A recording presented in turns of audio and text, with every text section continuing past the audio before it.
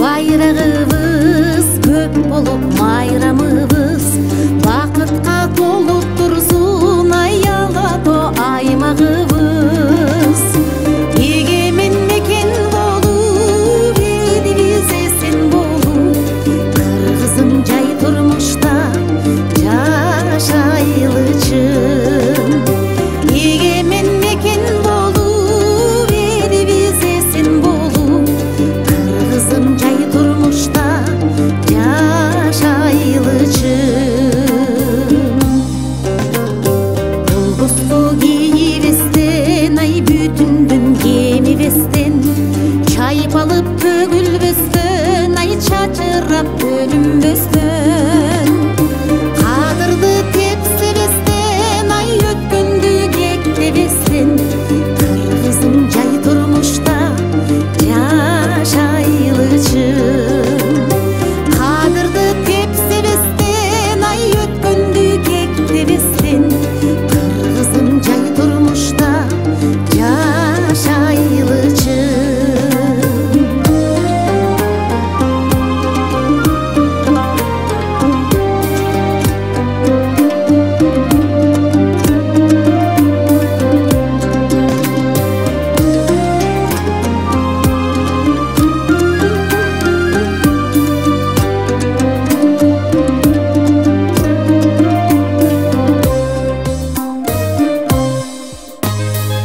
Arişte kalыс bolup, aramdan alыс bolup Algalap kadamыбыз ay көдүндө намыс bolup Жаркырап жылдызыбыз ay жакшырып турмушубуз Кыргызым жай турмушта жашайлычын Жаркырап жылдызыбыз ay жакшырып турмушубуз Kırgızım jay turmuşta yaşaylıçın Bakıtты birge janda ырыскы топту кармап Биригип ажырабай эмгекти элге арнап Ариште шар бололу ар дайым бар бололу Кыргызым ынтымакта biri bololum Arişte şar bololum Ardayım bar bololum Kırgızım ıntımakta biri bololum Kırgızım jay turmuşta var bololum Kırgızım ıntımakta biri bololum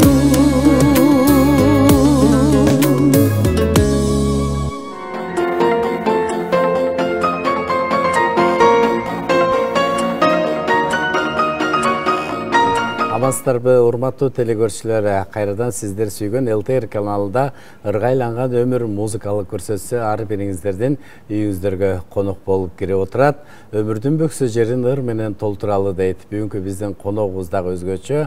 Анткени кайталангыс керемет обондордун автору Алыкул Осмонов, Рыспай Абдыкадыров атындагы сыйлыктардын ээси, Кыргыз улуттук жазуучулар союз мүчөсү, Нарын областынан Нарын шаарынын ардактуу атуулу Жумамедин Шералиев атындагы улут жүзү төш белгисинин ээси, элибиздин сыймыгы Гүлбүбү Байбугуеванын чыгармачылыгына арналып отурат. Бүгүн студиябыздын кадырлуу коногу дал ушул Гүлбүбү Байбугуева бүгүн бизде конокто. Кош келиңиз.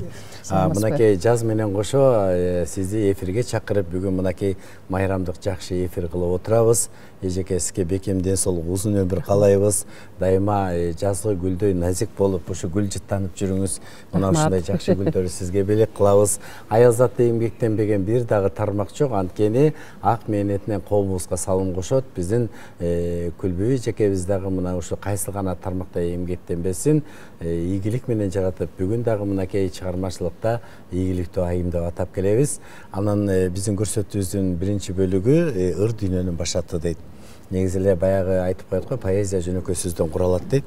Сиз өзүңүз буга чейин башка кесипте эмгектениптирсиз. Мисалы үчүн алсак, ошол эле мисалы үчүн дүкөнчү, соода тармагында, аскер кызматында, анан кантип ыр дүйнөгө келдиңиз? Экология жаатында кантип ыр дүйнөгө келдиңиз? талант деген нерсе бул Кудайдан берилет го деп ойлойм да. Болбосо баардык эле адамдар жазып, баардык эле адамдар ырдай беришпейби? Ар ким өзүнө ылайыктуу, өзүнө Кудайым берген бир талант болот экен, ошондойдон кур калтырбай койгонуна жаратканыма биринчиден ыраазычылык билдирем. Анан эми мен бул ырды дүйнөсүнө бала кезимде аралашканда мен атам дагы, энем дагы ошо ырга жакын адамдар эле да, куюлуштуруп айтып ийген, төгүп ийген дегендей. Анан бир туугандарымдан да ыр жазгандар бар. Анан мен ушул мектепте окуп жүргөндө эле алгач кырымды 4-класс окуп жүргөндө жазып, анан Кыргызстан пионер гезитине берсем эле чыгып калып атпайбы? Анан ошондон эле ушул ыр жазгым келип, толкунданып, анан мектептеги стен газеталарга жазып чыгарып жүрдүм. Анан мектепти бүткөндө мен аябай журналист болгум келчи. Анан тапшырдым. Мен бир кандайдыр себептер менен мен өзүм билишимче абдан жакшы эле жооп бергем, бирок бир жарым балл үчүн мен өтпөй калдым да. Анан экинчи вообще журналистикага, ырга жолобойм деп туруп, мен аябай эме болдум да. Себеби мен 10-класста окуп жүргөн кезде республика боюнча сочинение болуп, мен ыр менен сочинение жазып, 86 сочинениянын ичинен биринчи орунду алып, биздин мугалимибиз Исраилова Зурежени аябай сыйлоо. А кезде азыркыдай эмес болчу, мугалимдер сыйлаш. Азыр окуучулар бат эле жогорку окуу жайына жолдомо берип атпайбы? А кезде андай деген жок болчу.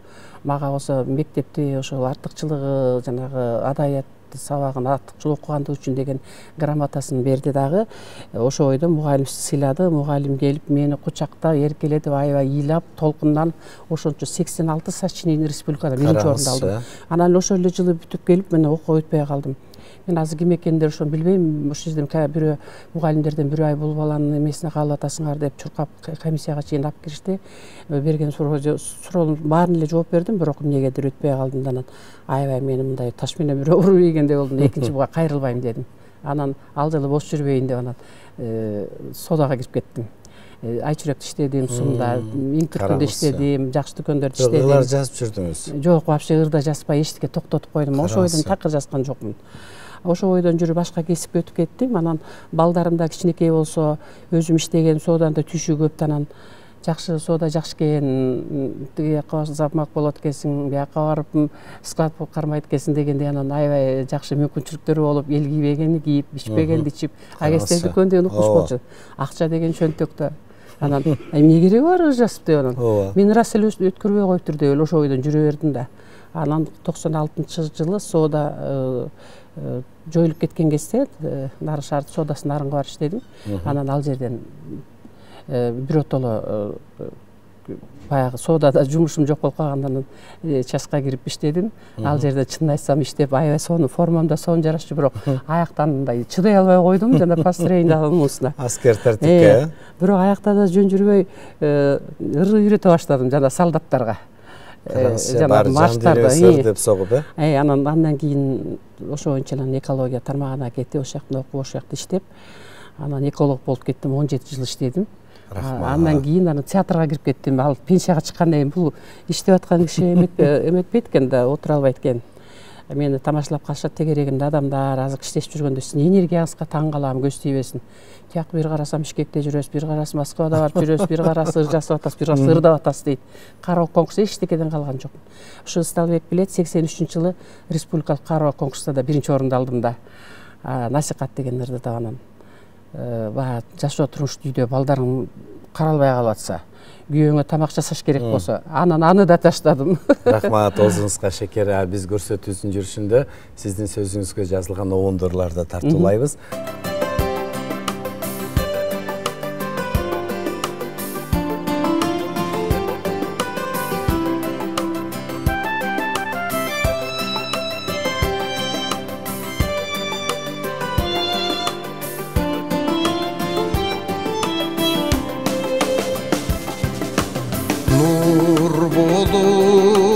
Жанып турган жакшы адамым, дүйнөдө кандай сонун сенин барың. Кутман таң каалап кечте жакшы тилек,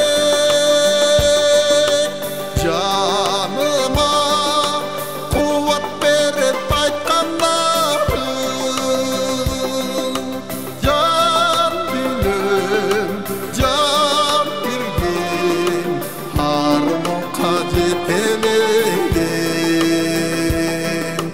жаныма қуат берет айтқандары.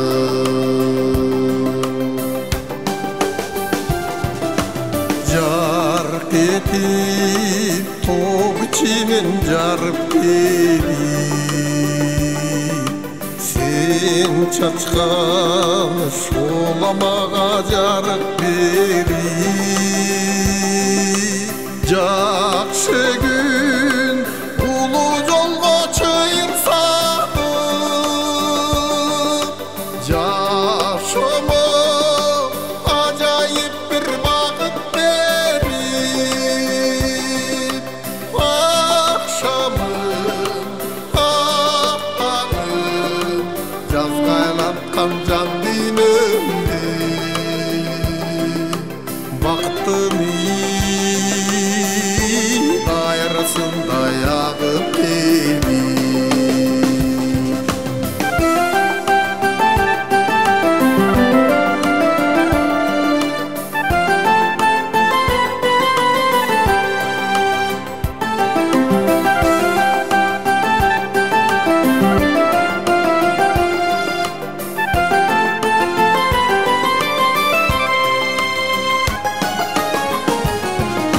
Сыр қолып қалсам кеде дары болып, өмірден бал татыған дамы болып, көңілді өкінітіп аман жүрші, мен күткен жақсылықтың бары болып, жайдарым ардағым аман жүрші қатарында. Мен күткен жақсылықтың бары болып, мен күткен жақсылықтың бары болып.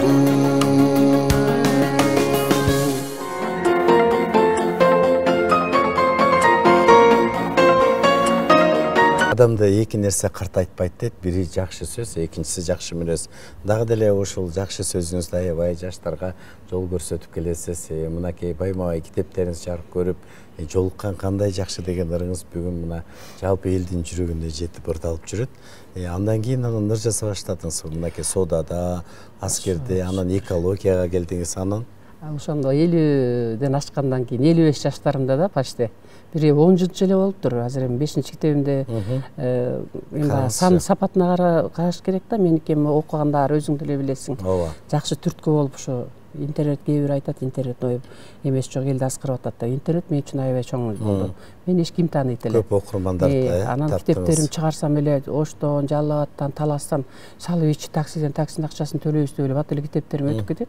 Анан ырларыма огондор жарала баштады. Бүгүнкү күчтө 50ден ашык ырларым огон жаралды анан. Болсун. Анан ошондон эле баягы шыктанат экенсиң, баягы капка шибеге ката албайт экенсиң. Рахмат. Анда биз дагы сиздин дагы бир керебет ырыңыз, бул кечикке сүйүү.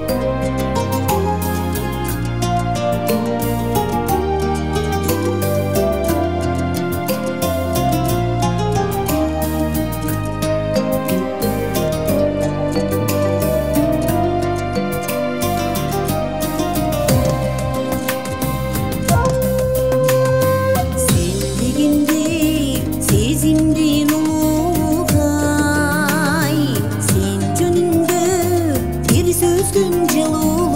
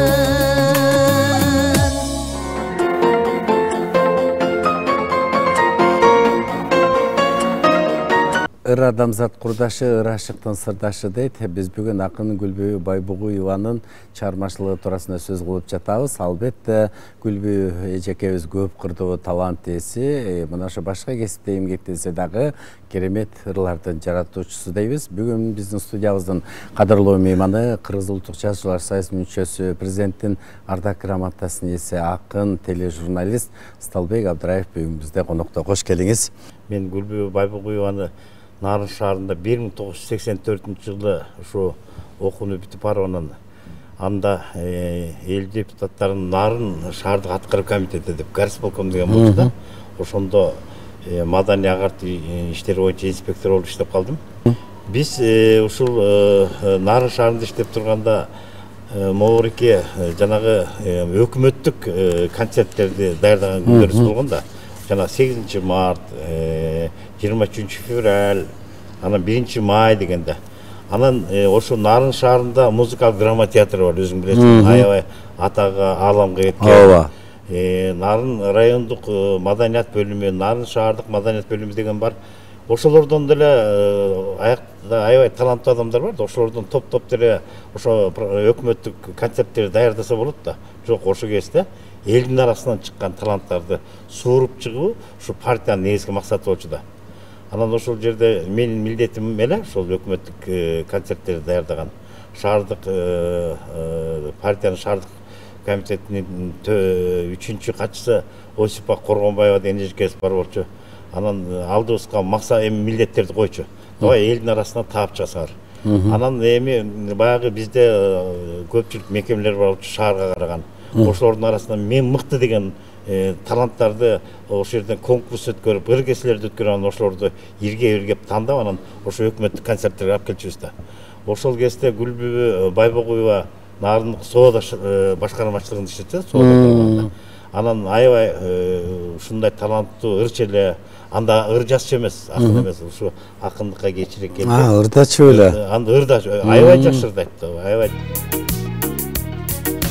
Дүйнөң түгөл,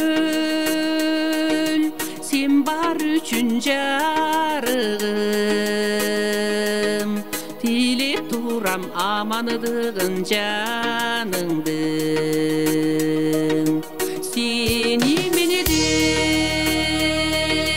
бөлүп кароо болбостур, сен тамчысы жүрөктөгү канымдын. Сен тамчысы, сен тамчысы, сен тамчысы жүрөктөгү канымдын. Айланайын нарузатын жыргалым, сагарын алат жүрөктөгү ырларым.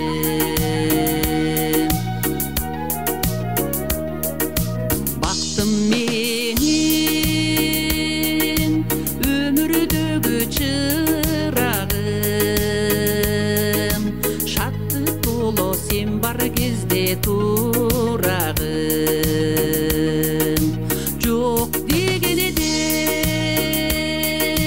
100 жаш берсе экен деп, мен Кудайдан тилек кылып сурадым. Мен Кудайдан, мен Кудайдан, мен Кудайдан тилек кылып сурадым. Кагылайын кара жаным бермегин, жаратканым сүйүп берген делегин.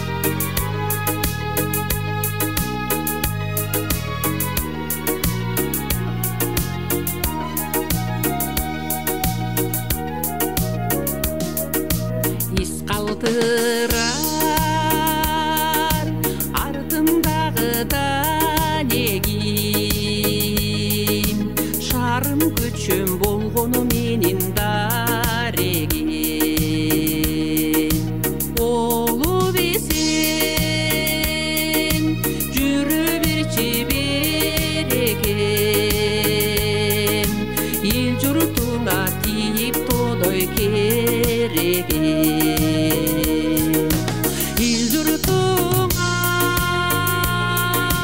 ел жұртыңа, ел жұртыңа тиіп болуы керегім. Айламайын жан дүйнөмдүн жарыгы, аман жүрчү жүрөгүмдүн жарымы.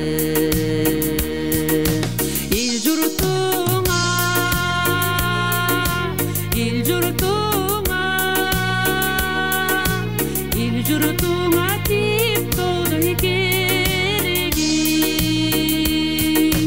Айламайын жан дүйнөмдүн жарыгы,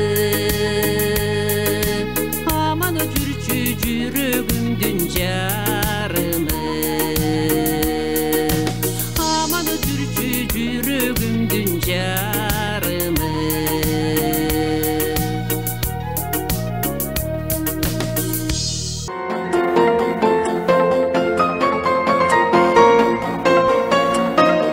Ыр жараткандардын, акындардын арасында ушу Кыргызстанда Гүлбү Байбагуйдун ысымы бат-баттан аталып баштады.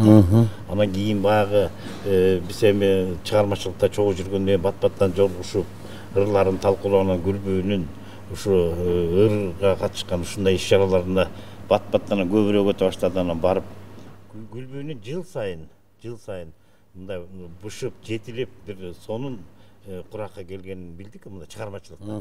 Ырларына канчалаган сон обондор чыкты, канчалаган обончулар Гүлбүнүн артынан барып ушул моундай бир музыкам бар ушуга жазып бер деп. Эч кимиси менен мындай эмеге барбай, ошо анын дагы ойлорун угуп, ошонун кандай каалаган максаты бар экенин ошону түшүнүп, анан сондырлар жасай баштады да. Анан өзүңөр билесиңер ушу аз эле убакыт бою, эми бир 10 жыл деген чыгармачылыкта өтө эле аз убакыт болот, бирок ошонун ичинде 30тан ашуун, азыр болсо андан да көп эми обондоруна, сөздөрүнө обон чыгып, азыр эл арасында жайылып кеңири таралып жүрөт да. Чогуу искеп теңир тоонун абасын, бирге аралап биз жаштыктын талаасын, мезгил закым экөөбүздү ээрчитип, ушул күнгө жеткиргенин карагын. Сен нарындын жыпар чачкан гүлүсүң, чийир жолдо арбын болду үлүшүң, адатыңча жолугушуп калганда бир жарк этип, жанга жагым күлүшүң.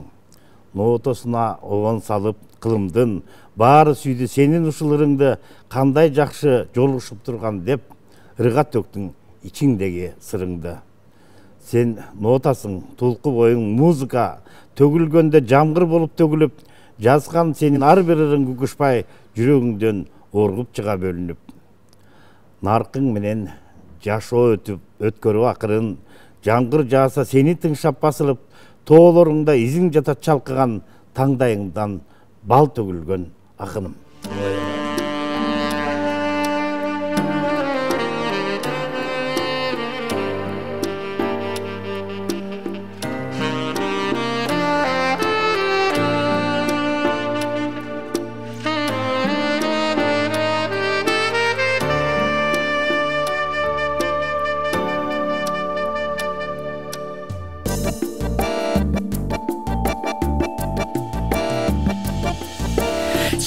Ызгытып шаңга бөлөп көчүнү, жүргөн кездин өттү минтип нечени.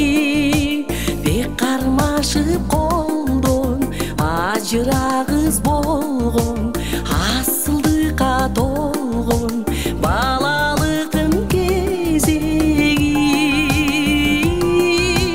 Кудай кошуп койгон курбу курдаш бойдон, жолугуштук тойдон, классташтар кечеги. Мына бүгүн жолугуга кескелип, жоболашып өткөн күндө эстедик. Сагынычты жаздык, саналарды бастык, күлүп көңүл ачтык, күлгүн жашты эскерип. Кайрылгандай жаштык, кандай сонун шаттык, бак аралап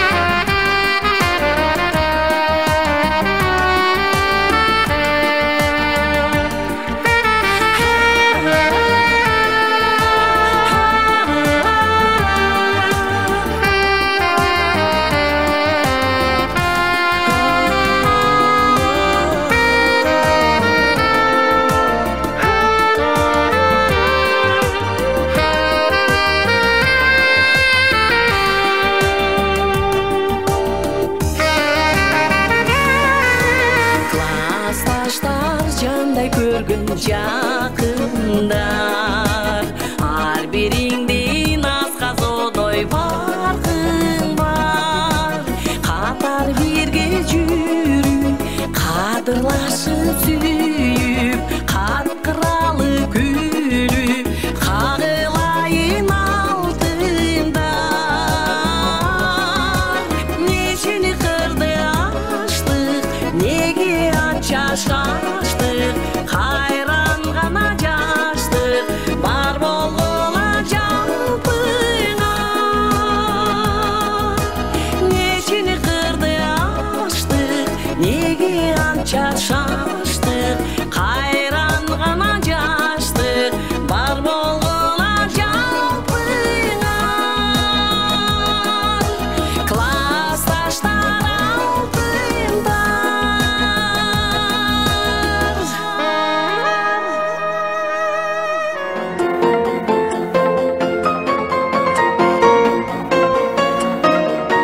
Биздин көрсөтүүбүздүн экинчи бөлүгү тарыхка бай обондор дейт.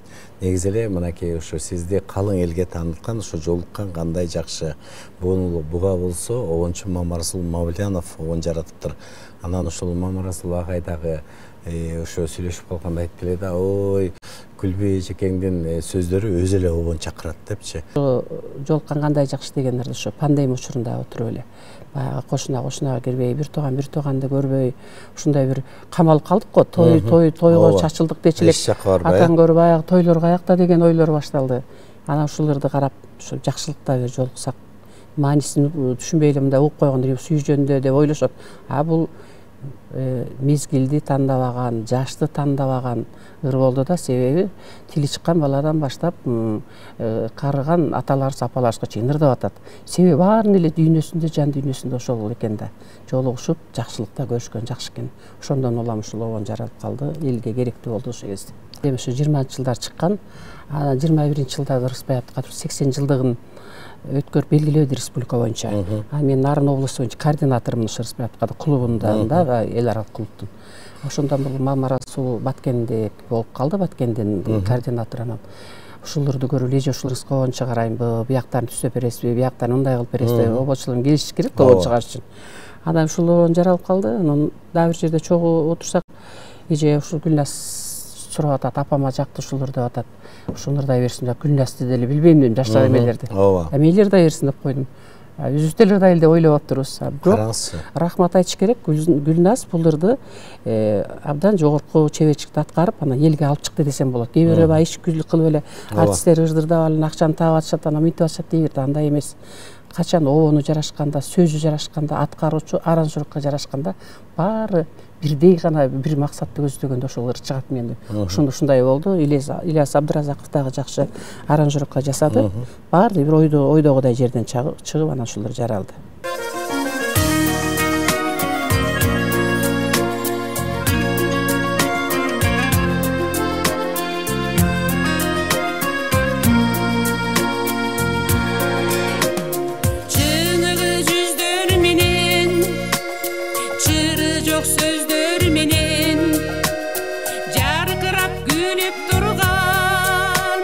Жайнаган көздөр менен жолуксаккан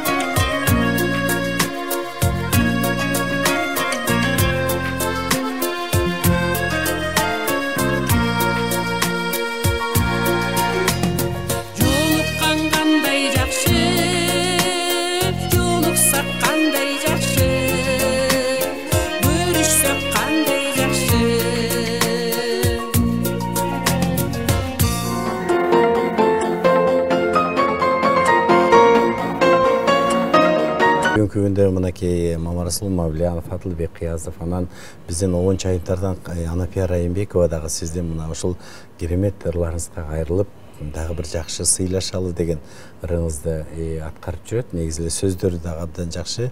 Баягы тиричиликтө көрөкатка берилбей жакшы сөздү айтып сыйлашалы деген мааниде да.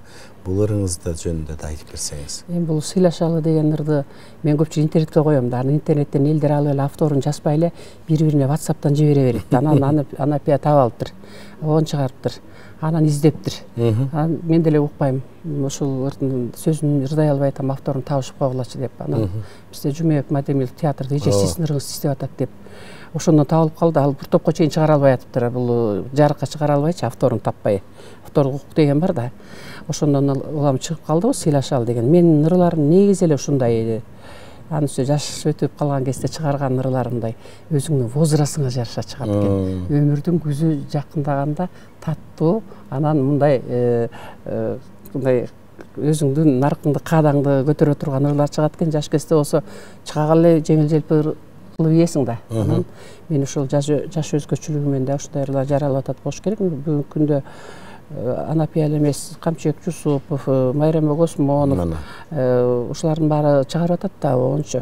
Жолдошбек Исраилов, анан өзүң деле сыймыктанат экенсиң. Мен деле баары оон чыгарыла дебейм. Ошо өзүлөрүнүн каалоосу менен табитине туура келип калып, чыгып калып атат. Анан экөө бирдей жакшысы элге аралашып кетип атат. Ага да шүгүр деш керек. Рахмат.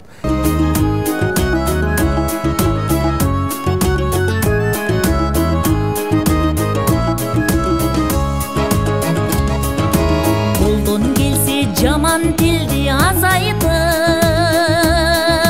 кир жолоткой көңүлдөрдү тазартып, жакшы сөздү сенден угуп мен сүйлөп, жашайлычы жан дүйнөнү жашартып, жакшы сөздү сенден угуп мен сүйлөп, жашайлычы жан дүйнөнү жашартып,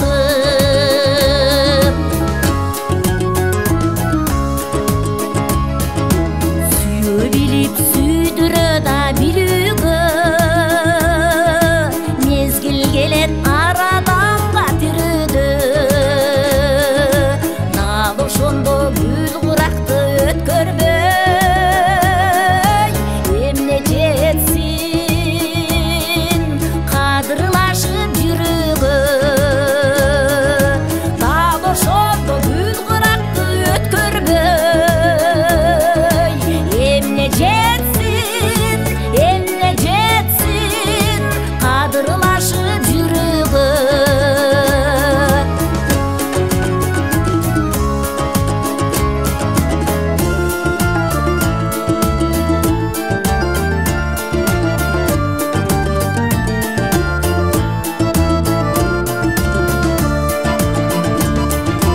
Мен аяйын, сен да мени аягым, мен жөлөйүн, сен да мени таягым, сен сыйласаң менден деле кетпестир, мен да сени ардактууга даярмын, сен сыйласаң менден деле кетпестир, мен да сени ардактууга даярмын.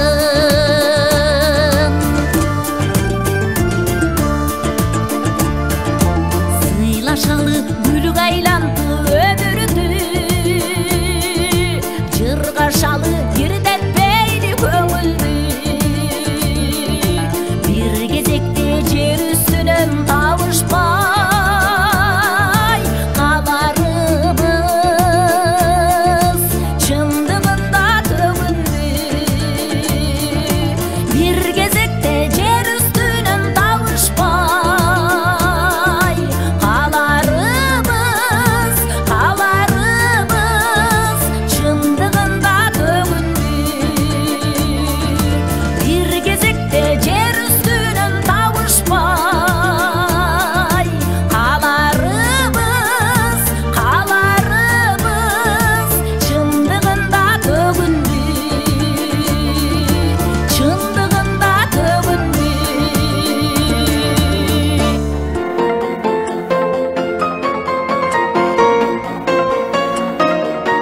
Адылбек агай бир топ сөздөрүңүзгө он жаратыптыр. 15-тей. 15-те, э? Адылбек агай менен кандайча иштеш, багы киши дагы китептен алып эле же болбосо кээ бир сөздөрүн оңдотуп кайрылып калабы? Адылбек байке менен көпчүлүк учурда биз мындай 2-3 жол катары кошуна болуп калдык, Кудайдын буйругу менен. Караңыз. Шаардын башында турганда, анан театрдын үйүндө турганда дагы ошо кошуна болуп, анан бир Нарындагы кичинекейде, анан Жестемде театрда көп жыл зам директор иштешип жүрүп, аралашып жүрүп эле бул иштер менен мамилем жакшы болчу. Анан ошо менин ырларым чыга баштады. Алар деле интернет аркылуу, анан китептеримин алып, анан бир жолку чыгармачылык кечемде Дамиреже театрдын артисттери менен мындай менин жашоо турмушумду чагылдырып, аябай сонун эмеде сахнага алып чыккан да. Ошондон кийин дагы байке ырларыма кичине кызыктуу окшойт. Көп эле ырларым чыкты. Мен жана өзүм уюштуруп жүргөн Теңир Тоо жаңгырыгы тобунда дагы байкенин көп ырларын ырдап жүрөбүз. Абдан жакшы.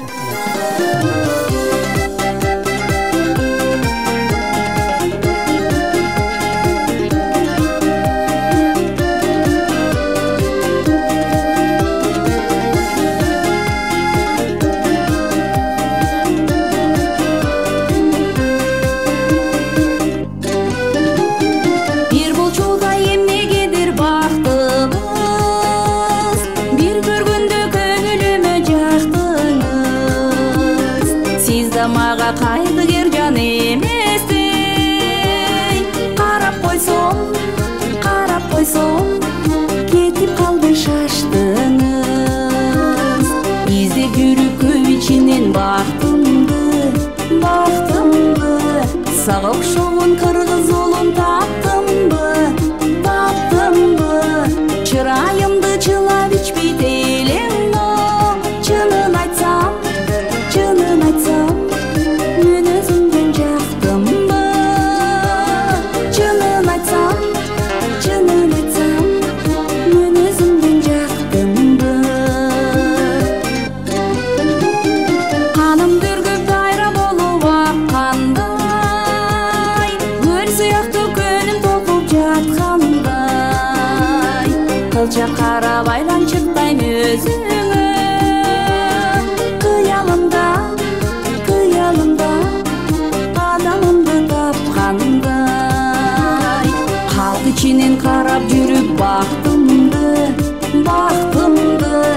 када күткөн улуу элден таптымбы,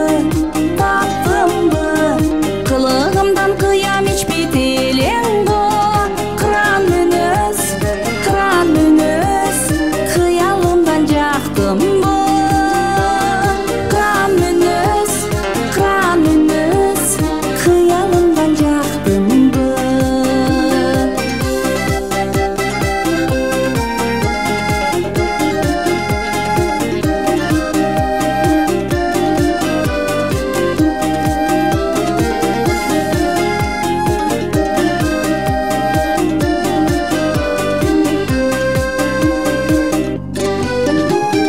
Күндү төрүп агарып таң аткандай, шола чачып акып нурун чачкандай, көлө карап кете албадым жаныңдан, күтүп жүргөн адамымды тапкандай. Бир көз караш тартып алып өзүмдү,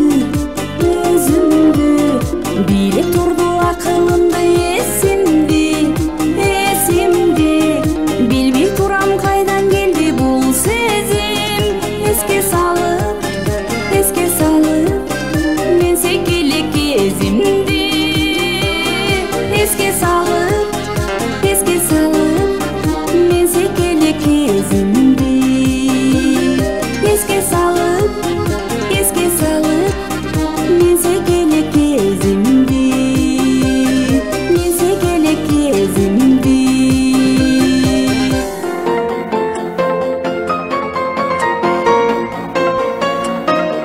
Кайсыл жерде иштебесеңиз ийгилик жаратып, бүгүн мынакей калың эл сыйлап, мынакей Теңир Тоодо Нарын областынын ардактуу атуулу, Нарын шаарынын ардактуу атуулу деген бул жогорку сыйлык да. Ошол өз эл жери сиздин эмгегиңизди каалап келип отурганы Анан бир топ мынакей сиздин бейнеңизди карап турсак, маданияттын мыкты кызматкери, кайсыл жерде иштебеңиз ошол жердин сыйлыктарын алып отурасыз.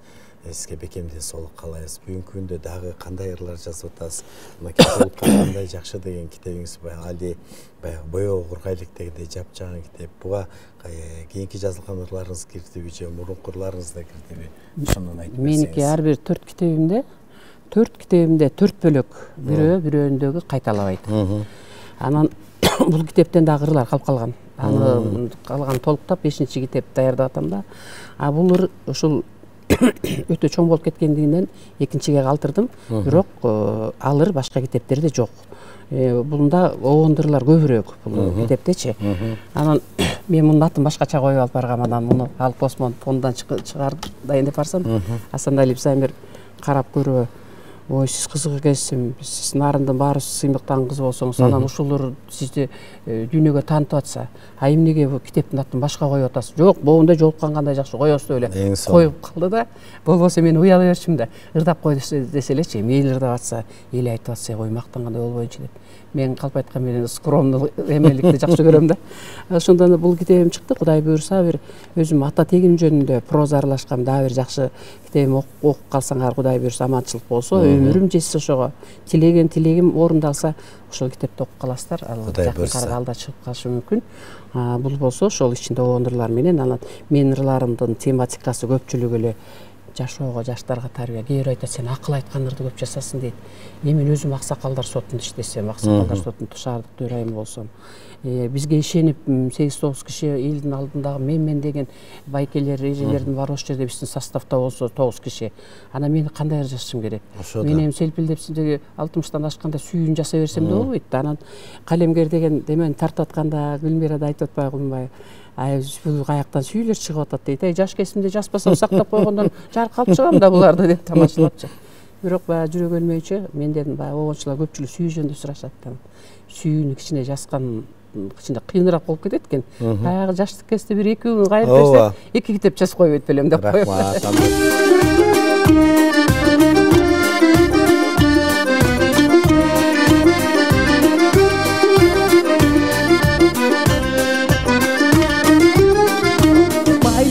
Ашып турса да бөлүшпөгөн, бир уядан узса да көрүшпөгөн, жат адамдар сыяктанып жакындашпай, жан күйүшүп сырын төгүшпөгөн, туугандын керегине ойлоп көрсөм,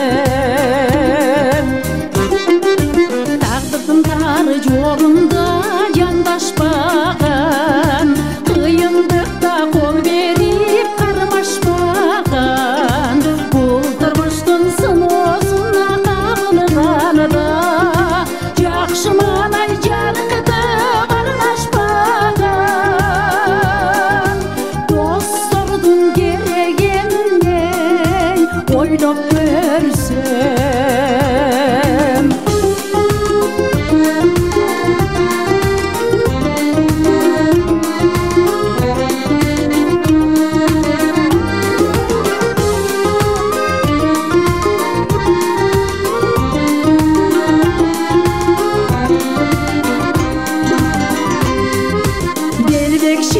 Karılık doğurğanıda, betten öçüp kızıl nur soluğanıda, yaş kezindey güç kuvatın kalbay kalıp, can kıynalıp canıgım orğanıda,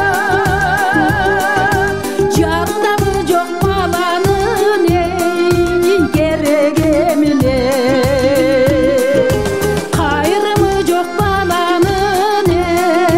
Gerek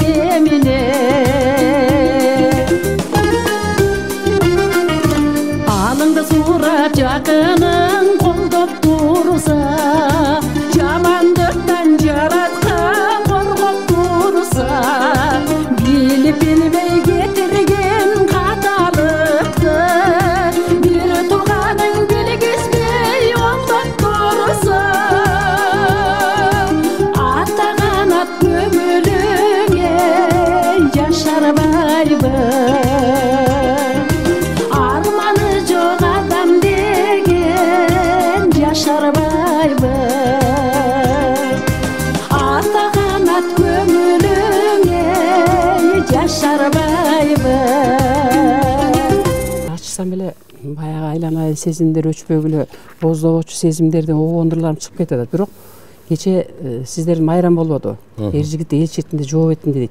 Бугун ачсам Кудайдын буйругу экен, бар болгула кыргызымын жигиттер дейт. Жигиттерге арнаган бир ырым-ырдап окуп коеюнчу. Кана келиңиз. Көздөрүнөн жалындары өчпөгөн, катылганды кайратына өрттөгөн, кыйындыкта алга сүрөп эл журтун белин чечпей бекем турган чөкпөгөн бар болгула кыргызымын жигиттери. Ар намыска толкуп турган, ар намысы толкуп турган жүрөгүндө, алы күчү бышып турган билегинде, ата журтту чет душмандан коргош керек деген ою дайым бирге тилегинде. Бар болгула кыргызымын жигиттери. Силер барда үйүбүздө башыбыз бар. Силер барда казан толо ашыбыз бар. Силер бекем эл четинде турган кезде нарктуу барктуу кыргыз деген атыбыз бар. Бар болгула кыргызымын жигиттери.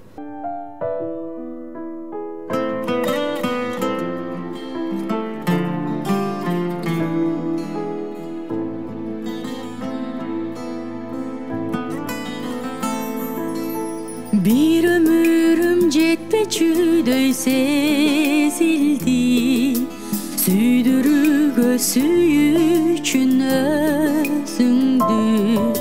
Сага келген азабыңа дайынмын, тоскум келет тосколуңа төшүмдү. Өчүрбөстөн махабаттын акшамын арнасам дейм түбөлүк көзүмдү. Арнасам дейм түбөлүк көзүмдү.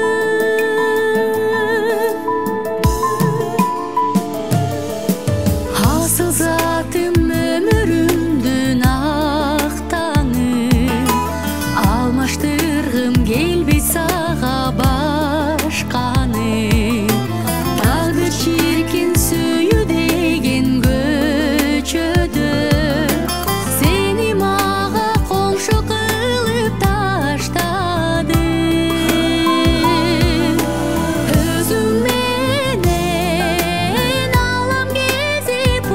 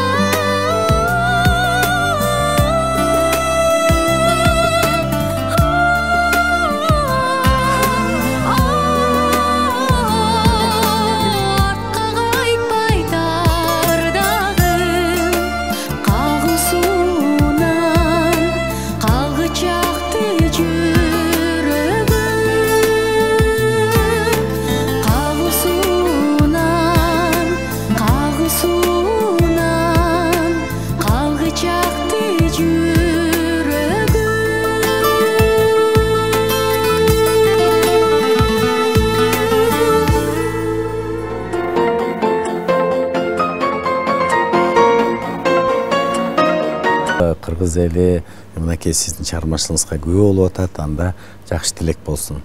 Анда эмесе биринчиден ушул бизди эстеп, бизде чыгармачыл адамдар эл алдына алып чыгалы, ушулар көтөрмөлөйлү, ичкүйдүүлүк кылбастан ушул кишилерди алып чыгыш керек экен деп, айрыкча Айбек өзүңө жерибизди сурабай, элибизди сурабай, уруубузду, улутубузду сурабай туруп, жакшы иш-чараларды өткөрүп жүрөсүң. ЛТР каналынын жалпы жамаатына ыраазычылык билдирем. Мындай көрсөтүүңүздөр көп болуп, эл кызыккан, эл сүйгөн эмелерди программалар алып чыга беришиңер тилектешмин, дагы изденип, дагы чоңчу нерселерди.